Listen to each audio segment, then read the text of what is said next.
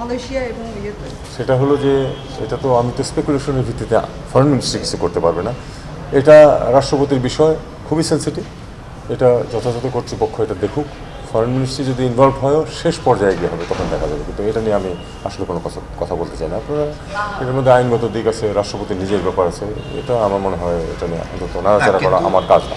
কিন্তু উনি মালয়েশিয়ার নাগরিক কিনা এটা নিশ্চিত হওয়ার জন্য তো মালয়েশিয়ায় বাংলাদেশের যে দূতাবাস, স্বরাষ্ট্র মন্ত্রণালয় জানতে চাক বা আমি স্পেকুলেশনের ভিত্তিতে মালয়েশিয়ান দূতাবাস, আমাদের দূতাবাসকে জিজ্ঞেস করবো না যে উনি কোনো দেশের নাগরিক হওয়ার পর বা সেকেন্ড হোম থাকার পর কি রাষ্ট্রপতি হতে পারে?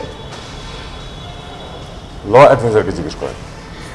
আচ্ছা, মাননীয় উপদেষ্টা, একটা বিষয় হচ্ছে যে ভারত নিয়ে কালকেও আপনি কথা বলেছেন। এর আগে আমরা দেখেছি যে মিনিস্ট্রি প্রথমবারের মতো একটা প্রতিবাদ দিয়েছে বিএসএফ এর বিরুদ্ধে। আজকেও কিন্তু একটা ইস্যু চূড়ান্ত আমি এটা অপেক্ষা করেছি confirmation from BDR power PS, আমাদের বর্ডার গার্ডস পাওয়ার জন্য। পেলে আমরা অবশ্যই শক্তভাবে প্রতিবাদ জানাবো। এই কারণে মানে এই যে এই ঘটনাগুলো ঘটছে, আসলে আপনি এর আগেও বলেছেন, কিন্তু ভারতের সাথে আসলে সম্পর্কটা আমাদের কোথায় গিয়ে দাঁড়াচ্ছে আসলে? দেখুন, ভারতের সাথে যখন আপনারা বলছিলেন যে সোনালী সম্পর্ক চলছে, তখনও এক্স্যাক্টলি এই ঘটনা ঘটেছে।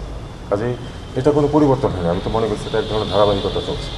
কিন্তু স্যার, এটাকে কি উস্কানিমূলক মনে হয় না প্রতিদিনই এরকম একজন করে, এবং যেই সময় কিনা একটা সেন্সিটিভ রিলেশন আমাদের দুই দেশের মধ্যে চলছে?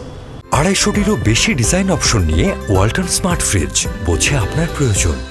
আমি যেটা বলছিলাম যে যখন সোনালী সম্পর্ক বলা হচ্ছিল, তখনও তো একই ঘটনা ঘটেছে। কাজেই আলাদাভাবে কিছু দেখার সুযোগ নেই। এটা অবশ্যই অগ্রহণযোগ্য একটা বিষয়। সেটা তখনও অগ্রহণযোগ্য ছিল, এখনও অগ্রহণযোগ্য।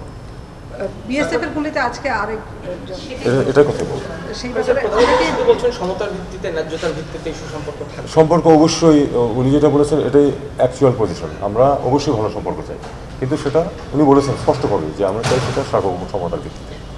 এবং আমরা চাই যে সম্পর্কটা একতরফা হওয়ার কোনো প্রয়োজন নেই, দ্বিপাক্ষিক এইরকম ঘটনাগুলো ঘটতে থাকলে কি সেটা আসলে সম্ভব কতটা?